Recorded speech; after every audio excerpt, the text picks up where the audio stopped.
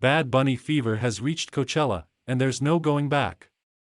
The enigmatic Puerto Rican superstar transcended music in a historic 2-hour performance that stretched from Friday night into Saturday morning as the first Latino solo artist headliner in the history of the Coachella Valley Arts and Music Festival.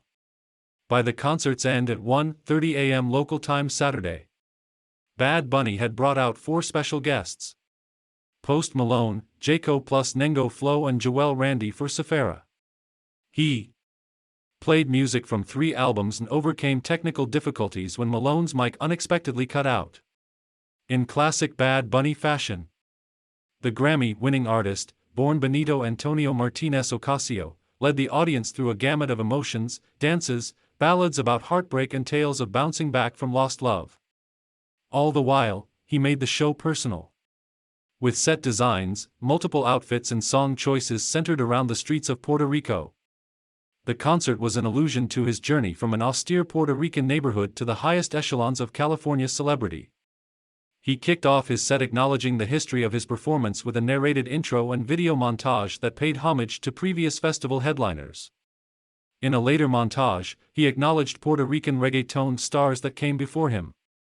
And he spoke about breaking boundaries. For the first time in more than 20 years in the Coachella Valley. Nunca antes hubo uno como yo, he said.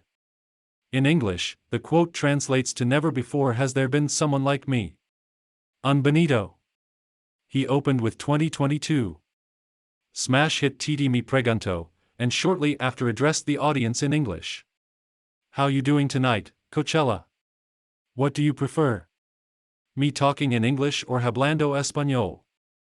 Español was the overwhelming answer from a crowd with a smattering of Puerto Rican flags. He entered dancing on a suspended stage wearing a colorful puffy jacket, cornrows, and multiple chains around his neck. The set called back to the gas station rooftop he performed from during an impromptu street concert in Puerto Rico in December. A swarm of backup dancers in tracksuits designed to look like the Puerto Rican flag performed beneath him. He deftly switched to a mellower gear with Moscow Mule, the first song on his 2022 Grammy Album of the Year, nominee Un Verano Sin Ti. And, from there, he teased his hit Yo Perreo Sola from his 2020 album YHLQMDLG. But didn't play the song in full until much later. The emotional roller coaster continued as he jumped from a heartfelt performance of ballad Si Estuviésemos Juntos to an upbeat remix of Te Boté.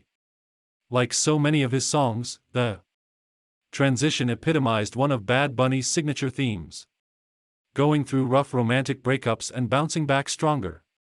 Later, he left the platform to kick off a stretch of hits from 2020. A year he released 3 albums and, for the first time, became Spotify's most streamed artist in the world. Malone popped on stage for surprise acoustic guitar renditions of La Canción and Yanaguni. Malone and Bad Bunny don't have any music collaborations but appeared to be good friends on stage. As they performed Bad Bunny's hits, before Malone's microphone cut out. When the tech failed, the crowd stepped up. Thousands of fans filled awkward gaps singing a cappella, reinforcing that Bad Bunny drew a more diverse and multilingual group to Coachella than ever before. After that mellow moment, the night resumed with gusto and fireworks. Guest Jaco stayed for hit songs Dakiti, No Me Conoce and Taro. Bad Bunny brought the crowd home with Caleta and another round of pyrotechnics as he belted Después de la Playa, one of the biggest hits of summer 2022. And, now, Coachella 2023.